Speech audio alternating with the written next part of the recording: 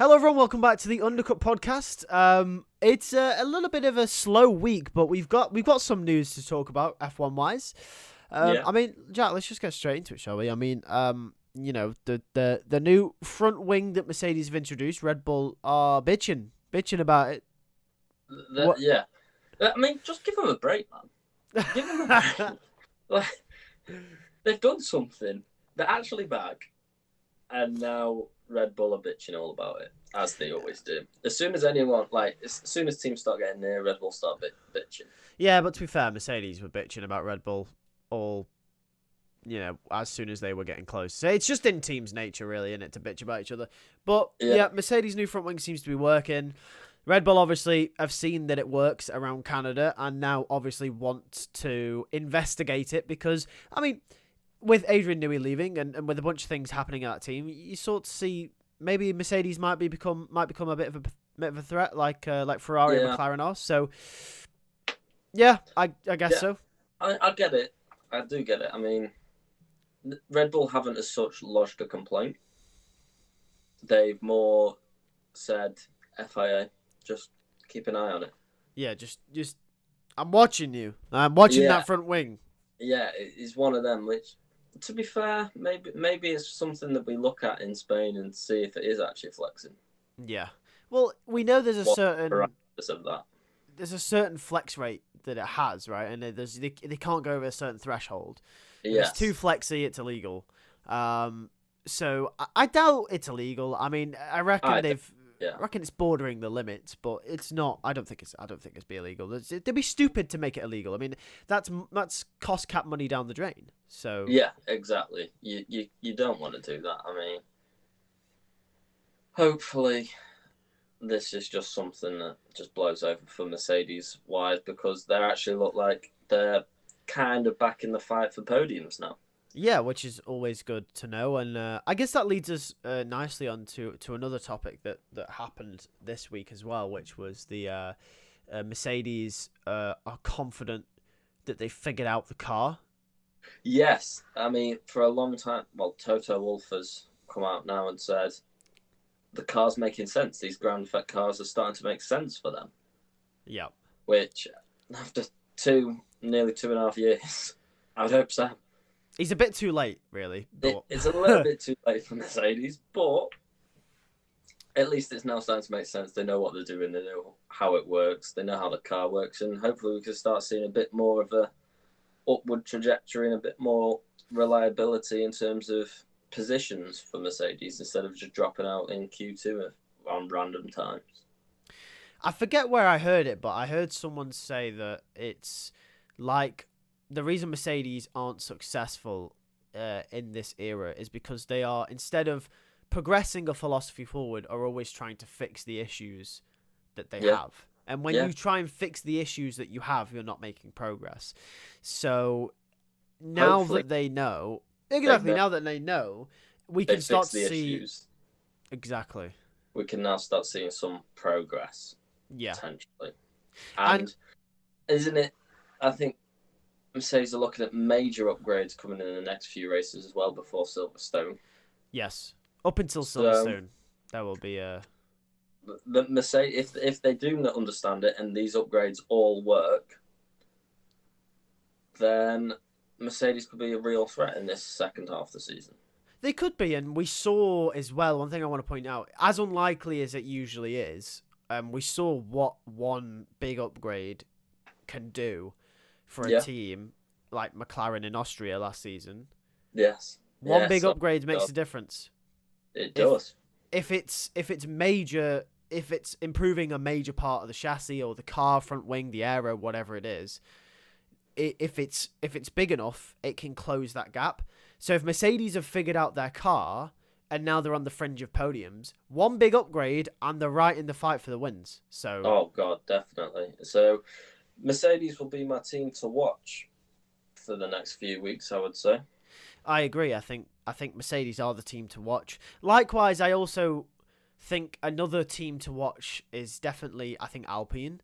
Much as we shat on Alpine at the start of the season, they have actually made some decent progress. So and they're a works team as well. So they should be fighting for wins and podiums. There's no excuses for them. So I'm interested to see how they break back into the top 10 in Formula A. So they're also one to watch for me as well. I'm low key rooting for Alpine as much as I despised them at the start of the season for making a black car. Yeah. You really went off on one. I went off on Alpine. Oh, but let's see. Hopefully, Alpine challenge RB. That's really their goal now, is to get to RB. If they can finish the season ahead of RB, I think it's a success for Alpine. Oh, it's a ridiculous success. RB are motoring right now. Considering where they were at the start of the season, last place, like absolutely dead last. But anyway, so if Mercedes, I do agree, Mercedes are the one to watch, especially before Silverstone, leading up to Silverstone. It's gonna be interesting because we have this unpredictability back in F1 now, where last season and for a majority of 2022 we knew it was just going to be the Red Bulls winning. But now it's like going into each weekend you don't know who's going to win, which is good. You've got a sense of McLaren could be there, Ferrari could be there, Red Bull could be there, Mercedes could potentially, if they carry on from Canada, they're about picking off an Oscar, a Carlos, a Checo, which is good. Which is good now. Yeah, and I'm excited. And really good. And we know that also got to look at other upgrades. Red Bull are bringing an upgrade to Spain. Yes. The upgrade's worth, they're saying 2 to 2.5 tenths. Yeah. Which is scary. It's scary, but if we look at the trend recently, it'd put them just in front of McLaren and Ferrari, so I don't think it'll be too major. And I think Ferrari are bringing a new floor, aren't they? They're bringing something. They're bringing something. It's going to be interesting, and if Mercedes are back in that pack, hopefully it makes the races even more interesting. And one thing we got to sort of look at as well is that if the progress keeps going forward with Mercedes, there'll be maybe a title contender for 2025. You never know. Maybe, definitely. As that gap closes. Yeah. There is a huge possibility. The way that things are shaping up this season, next season could be an absolute belter. It could. Which is unfortunate because they're frigging changing the regs again. Yeah. But anyway, so speaking of Mercedes, though, it's kind of a Mercedes pod. This is a lot surrounding Mercedes, but also not. Kimi Antonelli then. So let's talk about Kimi Antonelli. The FIA are now... What are they doing?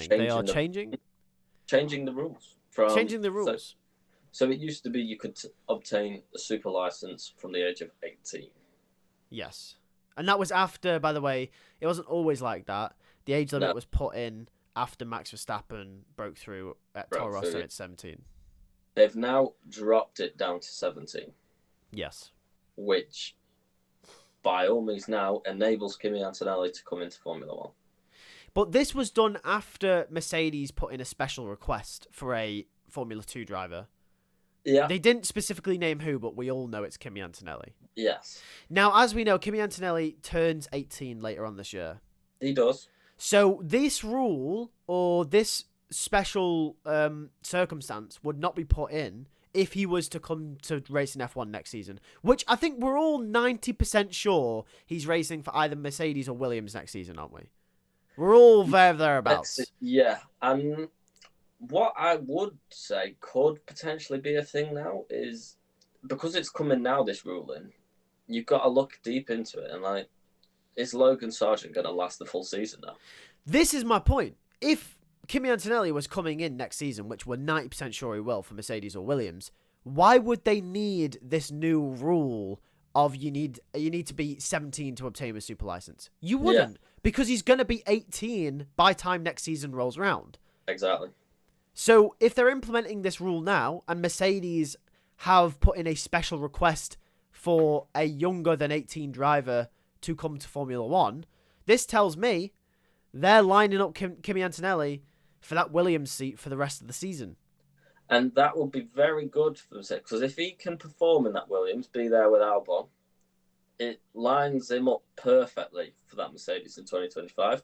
But if he drops the ball like Logan, Mercedes look elsewhere.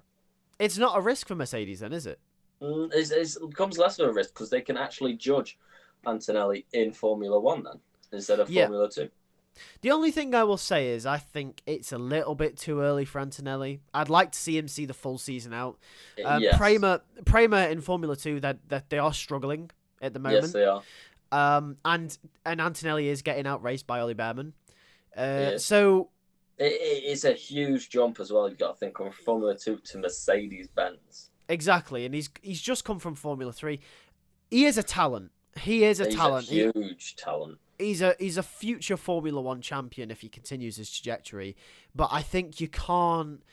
I think having half a season in F2 and half a season in Formula 1 after a season in Formula 3 is too much.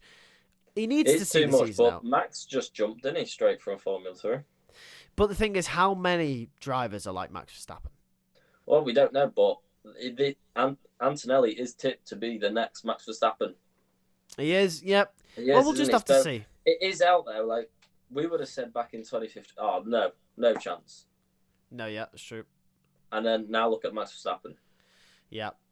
So you can't just rule him off from having half seasons, but it's going to be difficult. Yeah, it's going to be difficult. We'll have to just see, won't we? I mean, Max Verstappen, what did he do? A season and a quarter in that Toro Rosso, moved up to Red Bull. Yeah. Antonelli would have half a season in a Williams, move up to Mercedes. Yeah, So the only issue... there is similarities in their career paths. There is. The only issue I'd have is not everyone's Max Verstappen. Everyone's Max. No, not everyone. But you don't have to be the next Verstappen. He's just got to be the best Kimi Antonelli he can be, which Mercedes seem to think is good enough. If Mercedes think so, then that's fair enough. Their judgment is very good. But the only issue I have is that idea of, I think since Verstappen came through, I think this is just an issue with most F1 teams now. I think Verstappen has kind of ruined Verstappen has ruined it. He's ruined the expectation of young drivers. Yes. I think Verstappen has damaged it because young drivers come in now, are expected to perform straight away. Now, Fernando Alonso, when he first came into the sport, he was good, but he didn't set the world alight. In fact, he sat a season out and then came back and then ended up winning the championship 2 years later. Yeah. So, and then obviously Lewis Hamilton came in, he did performed. He set the world alight. But at the time, Lewis Hamilton was a one-off case. No one had ever seen anything like it. Nico Rosberg came in, was quick. Did anyone think he was going to be world champion? No. Well, people thought maybe, but there's a potential. He didn't blow anyone away. There's Max Verstappen, Vettel in his season. He did kind of set the world alight in that Toro Rosso. He did, but it wasn't like you could see Vettel was going to be a world champion. You could, but it wasn't like, oh, this is absolutely unbelievable. Max Verstappen came in. It wasn't Hamilton and Max level. No, Max came in and immediately won a race in his first race at Red Bull, which is absolutely extremely difficult. Did it at a young age and has gone on to dominate the sport at a very young age as well. He's completely ruined the idea of what young drivers should do. And we're sat here saying Kimi Antonelli, oh, well, look what Max Verstappen did. He's got to come through. And it's like, I don't, and then I think Mick Schumacher is a talented driver that won F2. Given a chance, I think could do well in Formula 1, but obviously is not anymore. I just think Max has ruined the reputation of young drivers. I think they have to be quick straight away or else it's... I think you've only got max 3 races or they're looking elsewhere now, teams. Exactly. Like, you're looking at... I mean, look what happened to Nick de Vries. Yeah. Less said about him, the better. Yeah, but he had a good race at Williams when he filled in. He had a good race at Williams. He's a Formula E champion. He did well in younger categories. And everyone just binned him off after half a season. I mean, he was pretty shit. Yeah, but, I mean, guys, come on now. Come on. At least give him the full season and let's see what we can work with here. No. I'm just saying, man. I just think If you the had the choice expectation. between De Vries, who was stinking the gaff out, or bringing in Ricciardo, I was bringing in Ricciardo anyway. Yeah, okay. I guess the fact that Ricciardo needed a seat helped with that, but yeah. I mean that's just what I don't know. I just think Max has ruined their expectation. He's raised the level of a young driver. Yeah, he's ruined the expectation, man. I mean, I don't think anyone expects him to be a Max Verstappen, but I think people just expect kind of what Oscar's done now. It took him a couple of races, but now he's there. He's there amongst the front runners. And that's what these teams have got to expect. Maybe it's an Oscar Piastri people are expected to be at now when they come into Formula One. Well, you'd hope so. I mean, the thing is, if they're just not firing on all cylinders like Max was, everyone's immediately to get rid of him. It's like, yeah, it's not what you should like Fernando Alonso. I jumped to Alonso for my main example. Like, he's quick, but he wasn't like, and Nico Rosberg, even Sebastian Vettel, we said obviously set the world alight, quote unquote. He was quick, but he wasn't like, he wasn't absolutely tearing everything up straight away. No. Like, he was just Sebastian Vettel, and then he had, obviously got promoted, and Red Bull had a good car, and he won. So I don't know. I feel like the expectation is just like, there's no progression nowadays. It's not like, oh, they could get better. It's like, no, you've got to be quick straight away. It's so annoying. Yeah, it's a difficult world, but that's the competitive sport of Formula One nowadays.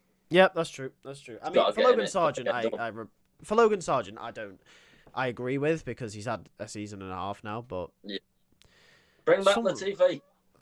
No, well, yeah, actually, no. Latifi was okay in his last season, but it was already too late. It was already too late for him. So what other news do we have this week? What else do we have to talk about? What else? Well, we can stick with Ricciardo. Yep. And look at his start. I mean, we've seen flashes from Ricciardo, haven't we? Yes. This season. 3 flashes in particular. I mean, obviously, RB giving Yuki Tsunoda that contract. Yep. So he's tied in. Seems to be no sign of that coming from Ricciardo. I mean, Christian Horner saying, we know Daniel's had a poor season. He's got to have a mega rest of the season to want to stay. If he wants to stay, he's got to decide that. So, has he done enough now to deserve a seat? No. Is there still an opportunity for him to stay and get a seat? Yes. Yeah. He's just got to put in more Canada and Miami sprint performances. He's had 3 flashes so far in his return. It's been Mexico last season, Miami sprint. China was going very well for him until Stroll forgot to use brakes. Yeah, that's true. And then Canada, obviously, as well. Yeah. I think Ricciardo's in a difficult situation because he was very much put in that seat to replace Perez. Yep. That was the idea. It's not gone entirely the way that Christian Horner and Red Bull wanted. And they've got a sticky situation now because they've offered Perez a new contract, and they definitely know he's not good enough. Touch on that Perez contract after as well. Yeah. They know he's not good enough. They've signed Yuki now, which suggests that Ricciardo's under pressure because you got Liam Lawson waiting in the wings. Yeah. Who goes to Red Bull now? Because I guarantee Perez does not stick that 2 years out. Well, yeah. Let's touch on the Perez. Like, they've given Perez a contract, and that's unbelievable. Yeah. The only logical way that a team has given, like a team of Red Bull as well, has given Perez a contract, is there's got to be a clause written in there saying we can offload you to RB at any point if the performances aren't good enough. Oh, 100%. There has to be a clause like that in there that's like, we can swap you whenever we want if you're shit. Likewise, do you think the reason why the Yuki contract has been signed very close to Perez's is that maybe in Yuki's it says there is a clause where we can swap you with Perez? Yeah, potentially they've both got a clause saying Yuki's coming after your seat, Perez, and then Yuki's got to go after Perez's seat. Yeah. There got to be some form of clauses because you don't give Perez a contract after his performances of recent. I mean, Christian Horner's been backing him. Shocking.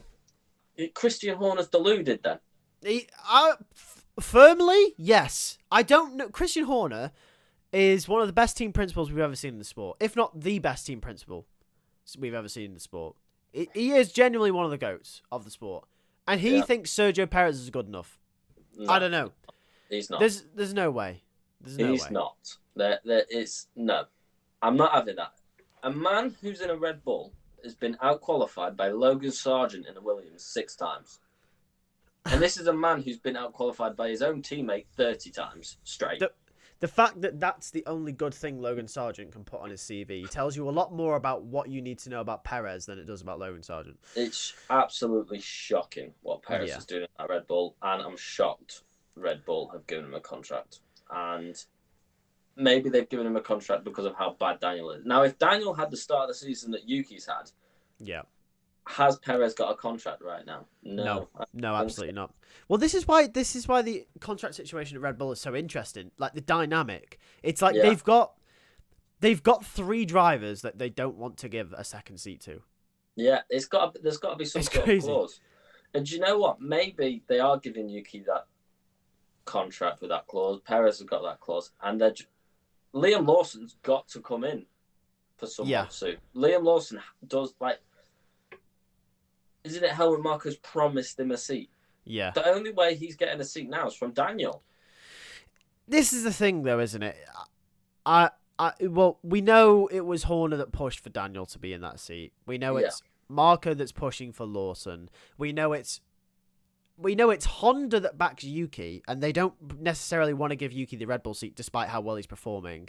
We know that they were looking at replacing Perez because of what they were doing with Daniel, but Daniel's now underperforming, but they don't want to give it to Daniel because he's underperforming. They don't probably necessarily want to give it with Perez, but they also don't want to give it to Yuki, so the only option they had was to give it to Perez. So they're really in a difficult situation here, and they can't give it to Lawson because he's never really driven a Formula 1 season in full. He's never really driven a Formula 1 car. Well, he has, but like, you get rid of Daniel Ricciardo. You don't. You can't get rid of Daniel Ricciardo. He hasn't done anything to warrant getting rid of him. He's had good enough results to be able to keep him. So they're in an absolute situation. They don't have a first team driver that they don't have a first team driver that they can whack in that car at the moment. Let's be honest. The answer is Yuki Tsunoda, 100%. I'm getting a headache right now from this. I know, it's mad.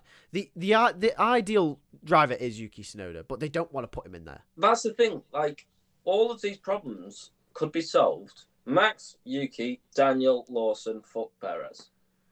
And Perez goes to Haas or something. Well, Perez can go on holiday to Mexico or something. I don't care. Well, he lives in Mexico, bruv. Right, he can go on holiday to Jamaica. Wherever he wants to bloody go, just not in Formula 1. All right, fair enough. Well, I think we'll leave the podcast there. We've pretty much talked about everything we need to talk about. But let us know in the comments what you think. Is the Perez situation just fucking us up? Yes. What do you think? Mercedes back. Mercedes back. And yeah.